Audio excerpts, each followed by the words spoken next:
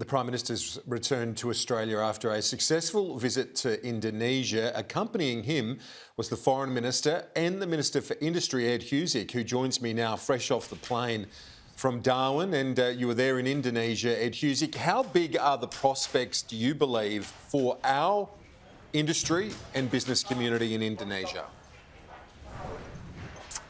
Hi, Kieran. Well, it was a pretty big trip, a really important one for the Prime Minister to do, and he was determined to make sure that the first trip was to Indonesia. Obviously, the Quad intervened, but this is the first bilateral set of discussions held with an important neighbour. What I detected importantly was particularly through when the initial meeting that was set aside for the two leaders went over time, it signalled that they were both obviously covering a lot of ground. The warmth of the relationship was evident, and I think we've got a very serious commitment to work with the Indonesians on issues that are of common interest, that we're partnering together on those things. Having a business delegation with a number of CEOs from Australia that made the trip at very short notice. Also, I think a lot of people should read into that our commitment to building the people-to-people links as well. And clearly some of the announcements we've made, be it through the climate infrastructure investment we were prepared to make with the Indonesians, working with them on their new capital, and finally announcing our commitment to attend the G20 that's going to be held in Indonesia later in the year, really important as well. Now, the credit to the former government for establishing a free trade agreement with Indonesia. Unfortunately, it happened just before the pandemic, so unable to get any momentum. Where are there openings, do you think, and for what sectors, which should complement the demand out of Indonesia? The Indonesians have flagged that they're very keen, enthusiastic to work with us on that, to breathe life into that and get that moving. And so they've said there are a number of areas where they're keen to, particularly in terms of automotive, work with us on some of those things. They want to, as we both do, see people-to-people links built, particularly through movements with skilled migration between the two nations. There are things that we can work and have worked on together really well. I mentioned a few moments ago common challenges, and we've been doing that in climate, health, food security, for instance. Very keen to do that. I discussed with my counterpart, the Indonesian minister there, that he is keen to visit Australia, which I'm keen to facilitate, make sure we can host.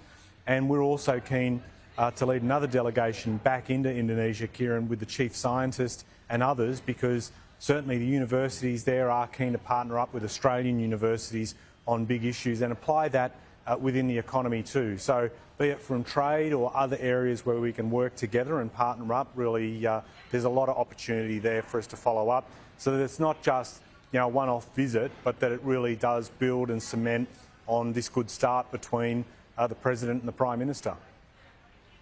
I saw you had a discussion with Jokowi as well, the President.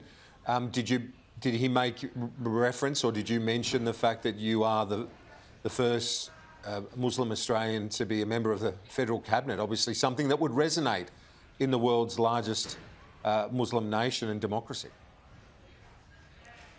Well, the Prime Minister was keen to emphasise that with the way that he's shaped up his cabinet and the broader ministry, that it reflects a lot more the modern face of Australia, and obviously signalled to the President in terms of my own inclusion in the cabinet, first time a Muslim Australian's been included in the cabinet, and obviously Dr Ali as well in the broader ministry. Indonesia itself, one of the largest Muslim democracies on the planet, our near neighbour, very keen to work with us and very well received, and it was really good to be able to have those that type of people-to-people contact and knowing shared backgrounds. It does go a long way, and I think it was an important signal to send in terms of the new government, new ministry, the diverse cabinet that's there, and our willingness to work and build on those connections. On a very different point, today in Darwin, the Prime Minister announced a series of NASA rockets are going to be launched out of the Northern Territory later this month. What can you tell us about that? This is a big deal. I mean, this is the first time NASA has launched rockets on a commercial, from a commercial facility outside the US, and they're doing it in Australia. Deputy Prime Minister Miles signed off on this.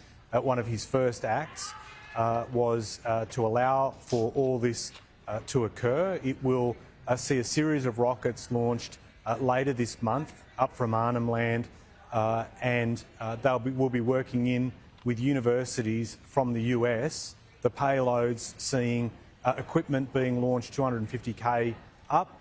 That part of Australia seen as ideal at this time of year, close to the equator, less atmospheric disturbance, and the data that gets gathered it'll be up there for a short period of time, but the data it gets will be used for a very long time. And it does reflect the confidence in Australia's space industry and the fact that we've got really great know-how. And that's one of the things, Kieran, I'm absolutely determined that we showcase and that we celebrate more in Australia. We've got a lot of smart people, a lot of good know-how. We don't really give ourselves a pat on the back for it, and it's being recognised internationally. And if we can use that talent in a local sense to build and rebuild capability in Australia, this will be big for us long term.